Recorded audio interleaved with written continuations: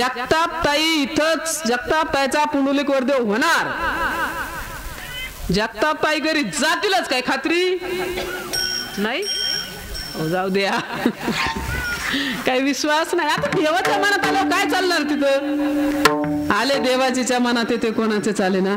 म्हणून कोणावरती कोणती वेळ कधी येईल कसली येईल सांगतात नाही. किमान माणसाने माणसाशी माणुसकीने वागावं हा मानवतेचा धर्म आहे. थोडी माणुसकी सांभाळा. बरं माणुसकी सांभाळायला लांब जायची कुठे गरज नाही. कमीत कमी पृथ्वीपेक्षा श्रेष्ठ असणारी माता आणि स्वर्गापेक्षा उंच असणारे पिता यांच्यावरती प्रेम करा. असून प्रेम करत नाही का. करतायच नाही असं नाही. एक नंबर. पण तरी शास्त्राने प्राधान्य दिलंय ना. आता आम्ही आले आणि 2 मिनिटं आतमध्ये बसलो. आम्ही पाणी घेतलं, चहा घेतला. फर्स्ट टाइम आल्यामुळं घरातल्यांचा काही परिचय नाही, कोणाचाच परिचय नाही, जास्त बोलता नाही आलं, वेळही नव्हता. आतमध्ये बसले. बसल्याच नंतर एक महिला घरात आल्या, रूममध्ये आल्या. दर्शन घेतलं. मला थांबा थांबा ताई पाया पडू द्यात. ठीक आहे दर्शन घेतलं. मग तुम्ही कोण म्हणलं मी ना या आजींची सुनबाई आहे. घरातली माणसं फॅमिली सगळे इकडे आहेत तिकडे आहेत. हे करते ते करते. मला सगळं सांगितलं आणि त्यांचे डोळे भरून आले. मला लवकर कळलं नाही. म्हणलं कदाचित आई गेल्यावर पुरीच्या डोळ्यात पाणी 100% येईल ना. येणार त्यात काही विषय नाही. पण ह्या म्हणलं सोनबाई मी आणि ह्यांच्या डोळ्यात पाणी. तर पुन्हा आल्या आणि पुन्हा मला राहावे ना म्हणून मी त्यांच्यासोबत बोलले. तेव्हा त्यांनी मला सांगितलं ताई आमची सासू आहे, आम्ही एवढ्या जणी सुना आहेत, एवढी पोरं आहेत, आम्ही सगळे आहेत, आमचा खूप दुष्काळी भाग आहे, खूप खूप खूप गरिबी. पण सांगायचं जर झालं ना आमच्या सासूने आम्हाला सुना म्हणून कधीच वागवलं नाही. सुना म्हणून आमच्या सोबत त्या कधीच वागल्या नाहीत. आमच्यावरती लेकीप्रमाणे प्रेम केलं. आम्हाला बी आमची सासू आहे असं कधीच वाटलं नाही. आणि त्यांच्या डोळ्यातून खळखळ अश्रूंच्या धारा होत्या. मला सांगायचं तात्पर्य हे गुण काय विकत नाही टाकावं लागत एखाद्या महिलेच्या अंतःकरणात. वरून नाही देता येत एखाद्या महिलेला. कोणत्या विद्यापीठात शिकवत नाही. हे गुण अंतःकरणापासून आणि आतून लागतात. म्हणून मला सांगायचं तात्पर्य एवढं प्रेम करणार ती माऊली, एवढं प्रेम करणार ती आई आपल्यावरती असते. पण त्या आईचा विचार आपण कधी करतो का. आमच्या तिकडे घडलेलं उदाहरण सांगते. सर्वसामान्य शेतकरी कुटुंब होतं आणि 2 नवरा बायको होते. योग असा त्यांना एकच मुलगी होती.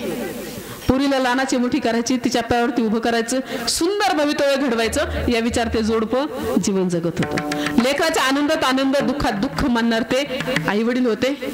पोरगी खूप हुशार, खूप टॅलेंट. गावात 4थी 5वी पर्यंत शाळा, ते शिक्षण पूर्ण झालं. माध्यमिक उच्च माध्यमिक शिक्षणासाठी पुरीला बाहेरच्या गावात पाठवलं. तेही शिक्षण पूर्ण झालं.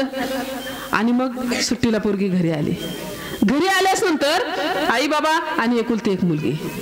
9वी 10वीची परीक्षा संपली. पोरगी घरी आली.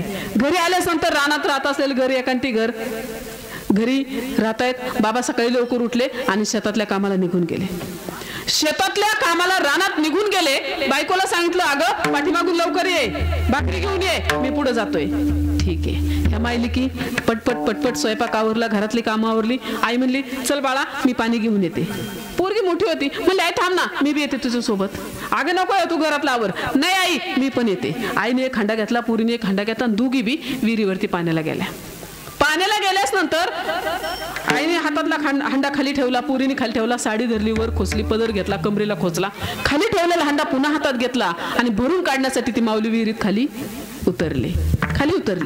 हंडा भरला, वरती आणून ठेवला, पण राहिलेला हंडा पुन्हा घेतला, भरण्यासाठी खाली उतरली. तो हंडाही भरला, वरही निघाली, निम्म्यात आली आणि त्या माऊलीचा पाय घसरला. ती विहिरीत खाली पडली. पोरगी विहिरीच्या कठडीवरती उभी होती. तिने पाहिलं आपली आई विहिरीत खाली पडली. जवळून पाहिलं आपली आई विहिरीत खाली पडली. विहिरीच्या कठड्यावरती गोल गोल फिरून मोठ्याने आवाज देऊ लागली, आक्रोश करू लागली. ढसढसात धाय मुकलून पोरगी रडू लागली.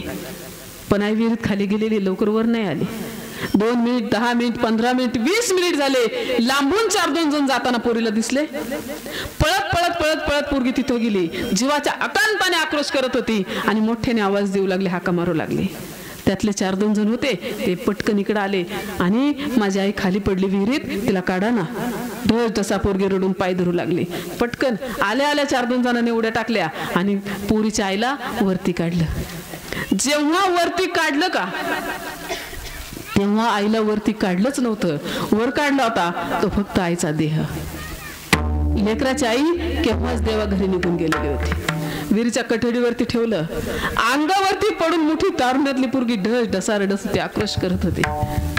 त्यांना तिथून उचललं, घरी आणलं. घरी आणल्यास नंतर 4-10 पाहुणे मंडळी जमा झाले, शेजारची 5-10 मंडळी जमा झाले.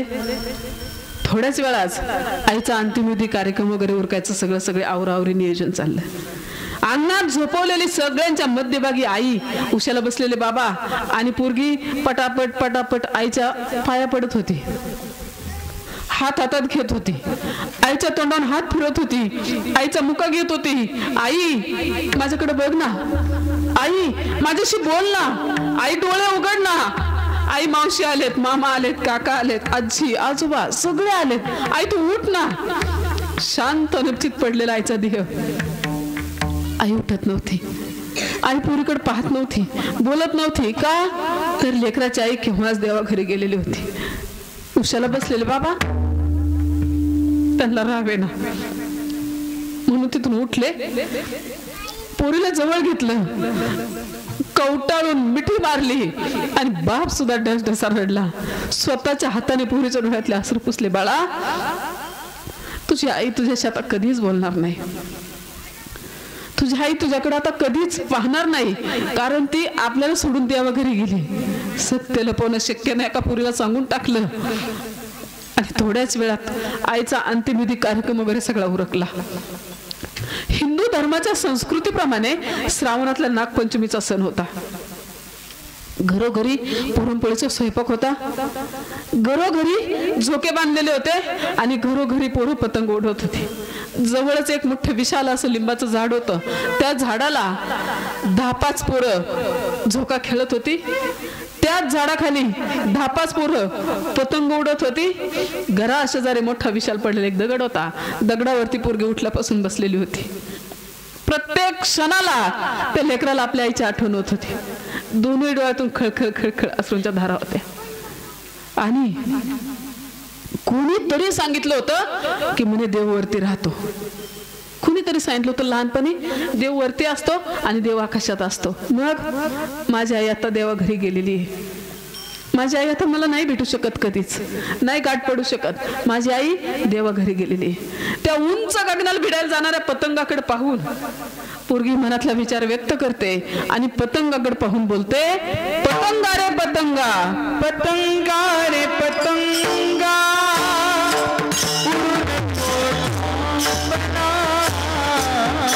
पतंगा रे पतंगा,